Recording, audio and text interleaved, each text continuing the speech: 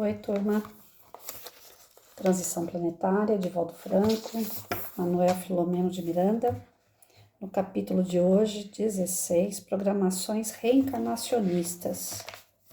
O início da Era Nova, programada por Jesus para o planeta amado, previa também o retorno de filósofos e sábios do passado, de alguns profetas e antigos, de diversos criadores de religiões, dos pré-socráticos, dos nobres espíritos do século IV a.C., como aqueles que antecederam o nascimento do Messias e renasceram em Roma, preparando-lhe o advento.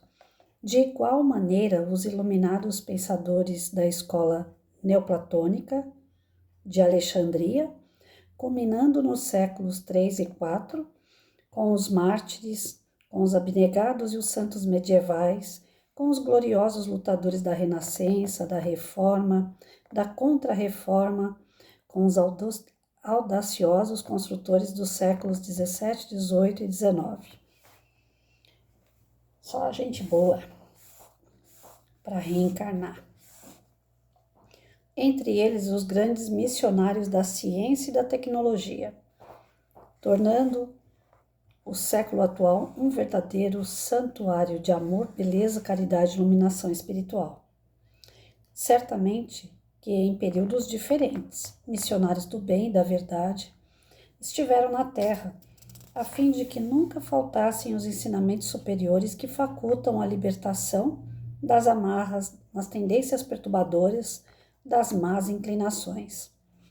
Na atualidade, porém, ocorreria algo especial em relação aos insensatos e perversos, aqueles que se comprazem no mal, desfrutando da feliz oportunidade de autorredenção e não aproveitando em razão da sua sintonia com o primarismo, serão recambiados para mundos inferiores a eles equivalentes. Então, assim, estão chegando os espíritos superiores, mais inteligentes, que já passaram pela Terra em vários momentos históricos, que fizeram a diferença, e os espíritos inferiores que não quiserem aceitar a ajuda para se alavancarem, eles vão ser retirados daqui para um outro planeta, né? Nesses novos campos de luta, oferecerão os conhecimentos que amealharam na Terra, experimentarão as consequências da teimosia, da persistência no crime, na hediondez, até que se integrem nos compromissos edificantes e possam voltar à Mãe Terra, integrando-se-lhe no programa de sublimação. Então, depois que eles conseguirem, né, eles vão ser retirados daqui, vão para outro planeta, que seja da mesma vibração que eles, né? E lá, se eles aprenderem as lições que aqui eles não quiseram aprender, eles podem mais tarde, melhores, retomar as suas vidas aqui no nosso planeta. Nesses novos campos de luta, oferecerão os conhecimentos que amealharam. Isso aí eu já falei, gente, desculpa. Verdadeira revolução espiritual estava sendo travada no mundo das causas, a fim de que o advento do amor e da caridade, do bem e da misericórdia possa dar-se sem precipitação, dentro de uma programação muito bem elaborada que não mais pode ser postergada. Em realidade, nunca deixaram de, periodicamente, esses luminares da inteligência e do amor renascer no mundo terrestre, dando continuidade aos seus labores, às suas especialidades, cada vez mais aprimoradas, facultando o progresso e a felicidade dos seres humanos em processo de crescimento para Deus. Vinculados pelo amor ao serviço do desenvolvimento intelecto-moral do planeta, têm sido estrelas fulgurantes em noites escuras, diminuindo a treva e pondo claridade no zimbório celeste, por enquanto em sombras. São eles que nos não deixam olvidar os compromissos com a verdade, exemplos de abnegação e devotamento que nos enriquecem de conhecimentos e de vibrações amorosas, a fim de que não desfaleçamos nas lutas pessoais. Antônimos uns, conhecidos outros. Antônimo nada, gente, desculpa. Anônimos uns, conhecidos outros, caracterizam-se pela conduta moral e espiritual que os torna superiores às épocas em que viveram desenhando o futuro com seus exemplos de sacrifício. Reflexionando em torno dos dias do futuro, não pude furtar-me ao desejo de contribuir de alguma forma com esses missionários do bem, prometendo-me intensificar os esforços para melhor servir, pelo menos no período de preparação para os seus renascimentos no corpo físico. Dialogando com o querido amigo Yvon, exteriorizávamos os sentimentos que vigiam em nós, pensamento nas grandes e desconhecidas batalhas que seriam travadas, como aliás vem acontecendo no dia a dia de todas as existências nobres, afeiçoadas ao dever e à verdade. Desse modo, fomos convocados por Dr. Silvio para visitar alguns casais que se haviam comprometido em receber os irmãos de Alcione.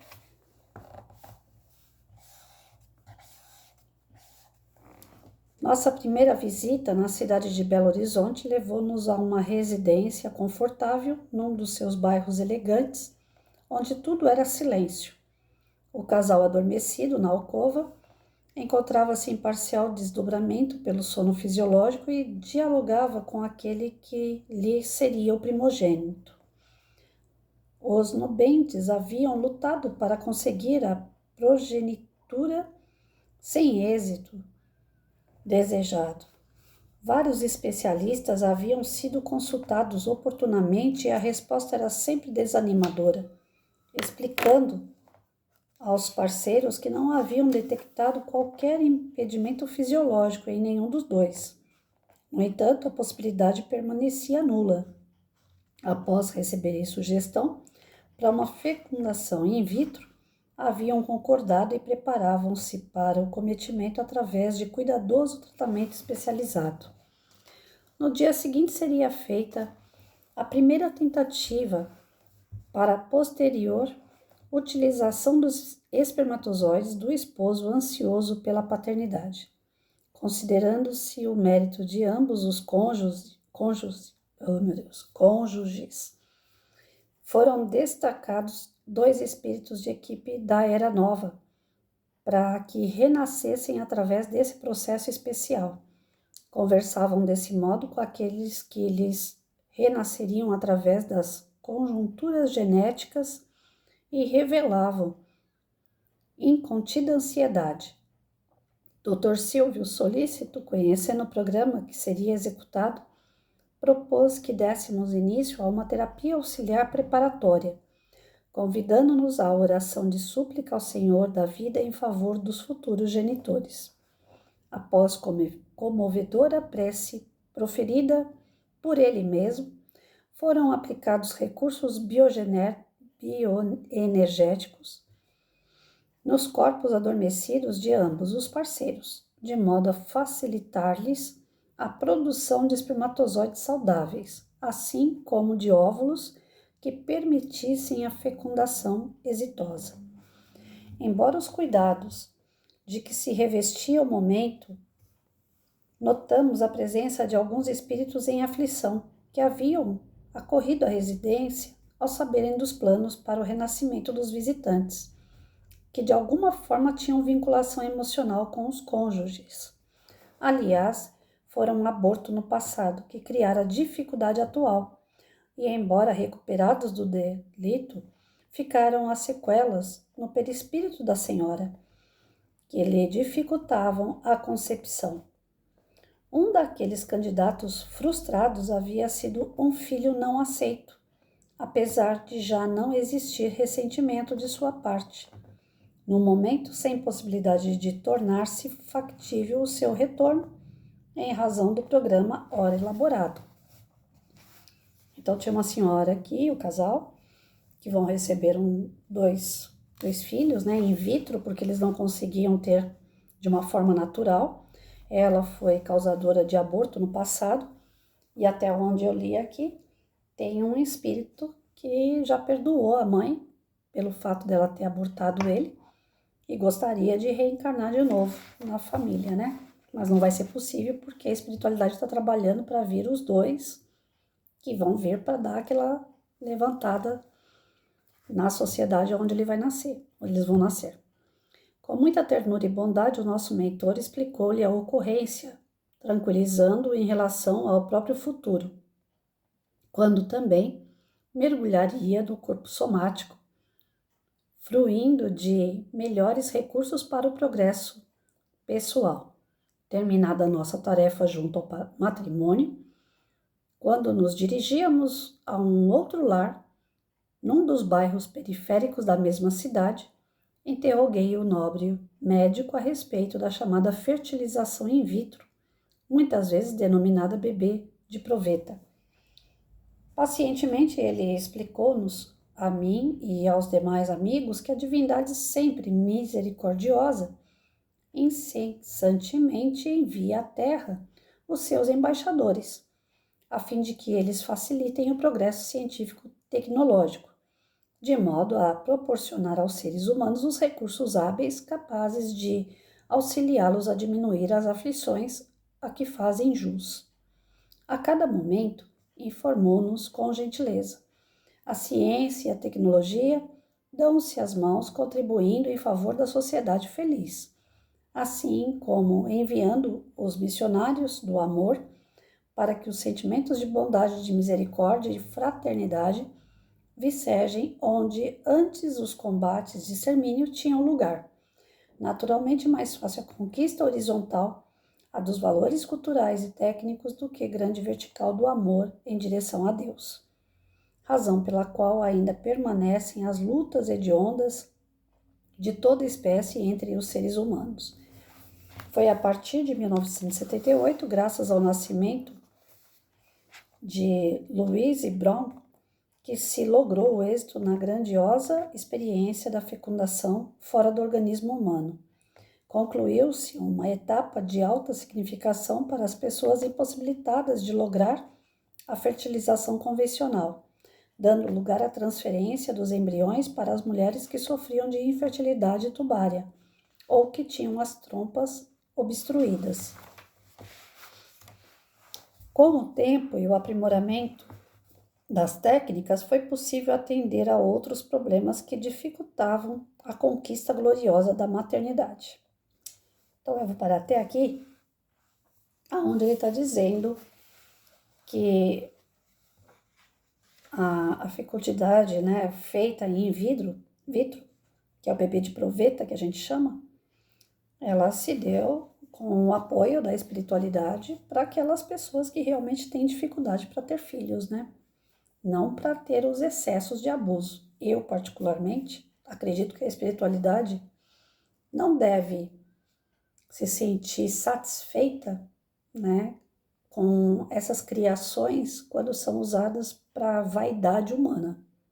Eu creio que a espiritualidade deve, no mínimo, fazer assim: para que eu fiz isso, né? Porque aí vem aquela vaidade do tipo: eu quero que meu filho tenha a cor dos olhos azuis, eu quero que ele seja loiro, eu quero que ele seja da estatura grande, eu quero que ele seja magro. Escolher ponto a ponto para construir o Frankenstein, né?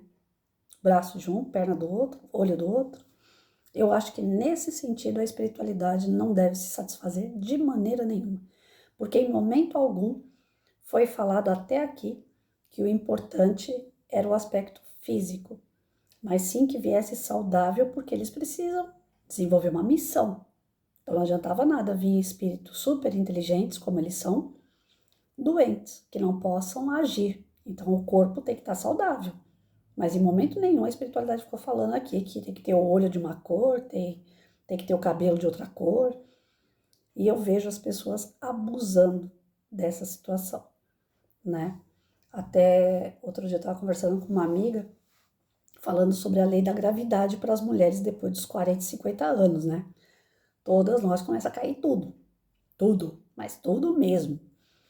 E aí eu falei, eu acho que eu vou acabar pagando minha língua. Eu odeio aquela história de silicone. Falei, só falta o peito parar no joelho e eu ter que colocar um silicone e pagar minha língua, porque isso eu detesto. Eu acho que silicone, ele veio para aquelas pessoas que passaram por um problema de câncer, perderam um seio, teve que diminuir o seio, aí sim, é uma restauração do que ela tem, do que ela tinha, e que se tira, aquilo realmente mexe com a pessoa. Mas você tem e sabe que vai cair, vai se preparando, né? Então, as pessoas não estão preparadas para isso, para envelhecer com saúde. Querem envelhecer lindas, como nasceram, como eram jovens, e isso é absurdo. Todos nós vamos criar rugas, todos nós vamos ter pé de galinha, todos nós vamos fazer parte da lei da gravidade que cai tudo, né? E a gente tem que se conter, a gente tem que agradecer se tiver a saúde. A saúde é primordial. O resto é tudo provisório mesmo. Daqui a pouco a gente está deixando, está indo embora para o nosso lugar, que não é aqui. Aqui nós estamos, mas nós não somos daqui. Então, eu vejo por esse texto que até aqui não veio a vaidade humana. Não tem dedo do humano aqui. O que tem são planos da espiritualidade para desenvolver mais o nosso planeta através de missionários, seres bem desenvolvidos que virão em famílias. No decorrer do livro, creio eu, a gente vai estar vendo alguns casos de pessoas que vão estar recebendo esses espíritos, mesmo que elas tenham falhas, como no caso aqui, a senhora que vai receber esses dois bebês, no passado ela abortou. A benevolência de Deus é tão maravilhosa que não é porque você cometeu um crime que você vai estar sujeito a penas eternas. Isso não existe. O perdão se estabelece, as desculpas, né? E tá tudo certo. Então, hoje mesmo, eu tive uma conversa de manhã que mexeu comigo e o perdão eu consegui dar entre aspas. Eu não gosto de ficar presa às pessoas com ressentimento. Eu vi uma palestra não, um vídeo esses dias da moça falando, não dá para ficar carregando mágoa, porque é uma má água que eu vou estar carregando. Então eu não quero isso, nem dessa pessoa com quem eu conversei hoje, nem com ninguém. Eu quero estar limpa. Eu tô cansada de carregar pesos desnecessários. E eu acho que você que me ouve, às vezes se identifica nisso. Quantas vezes a gente não briga com alguém, tem um desentendimento, uma separação, e fica martelando tudo aquilo que a pessoa te fez. Aquilo é a mágoa, é a má água que a gente carrega. A outra pessoa está seguindo a vida dela, tá tudo bem para ela. Ela nem se tocou das barbaridades que ela fez com você. Para ela, a vida dela é aquilo ali, tá tudo certo. O errado ainda passa a ser você que estava tentando abrir os olhos. Então, eu vejo assim a espiritualidade através desse livro, eu estou aprendendo tanto quanto, né? A espiritualidade tem um trabalho tão grande de fazer a nossa vinda ao mundo. A gente vem cheio de defeito, a gente vem cheio de problema, e a espiritualidade toda benevolente coloca a gente aqui nesse planetinha, cuida da gente depois que a gente nasce, e a gente lasca tudo. Com mau comportamento, mau pensamento, más atitudes, não acordando diante daqueles que sabem um pouquinho mais do que a gente deixa passar. Ah, não chegou minha vez, não, eu sou assim, eu nasci assim, eu vou morrer assim. E isso, a espiritualidade, se fosse humana, cheia de defeitos como a gente, ela fala, quer saber uma coisa? Lasque-se. Não quer crescer, não cresça. Não, um dia, quem sabe, ser eterno mesmo, espírito não morre. Mas a espiritualidade benevolente não é assim. Eles têm ansiedade de ver a gente bem. Eles já estão bem. Eles podiam muito bem curtir férias em Acapulco e acabou. Né? Modo de falar. Mas não. Eles ficam insistindo na gente até a gente poder acordar. E tem gente que não quer acordar, tá lá na dormência mesmo da vida, trabalha de manhã para comer de noite, né? Vive no meio cheio de emaranhado de coisas, de problema, de desequilíbrio e tá tudo bem. É a vida que sempre teve e vai ter e vai continuar tendo. Mesmo que apareça alguém que tente mudar tudo isso para melhor, não aceita. Eu nunca tive essa sorte de ter alguém que me puxasse dessa forma que eu já fiz com outras pessoas. Eu nunca tive essa sorte. Mas eu tenho uma grande bênção, não é nem sorte, de ter Deus que sempre me tira do caminho que eu entro errado. Ele vai lá e me tira e fala: opa, aí não é para você, cai fora. Seja pelo amor ou pela dor, mas ele me tira. E eu creio que grande parte de vocês nessa parte também se identifica comigo. Quando as coisas começam a dar tudo errado, é porque não é aquele caminho que você tem que ficar. Por mais que doa, você tem que sair daquele caminho. A espiritualidade tem um trabalho lascado para a gente poder reencarnar. E a gente não pode perder a nossa encarnação, a nossa reencarnação, as nossas tentativas de se tornar pessoas melhores por pessoas que não querem se tornar melhor. O nosso meio está cheio delas, que são justamente os entraves que a gente encontra. Pessoas de outras vidas que nós fizemos mal, pessoas que nós deixamos débitos, pessoas que nós nessa vida acabamos criando elos não saudáveis. Essas pessoas vão estar no nosso caminho o tempo todo para desviar ou para conter a gente, não deixar a gente seguir. E a gente vai seguir, porque tudo tá de acordo com a vontade de Deus. É só a gente querer, né? Amanhã eu continuo, gente. O texto é bem grande, tá bom? Fiquem com Deus.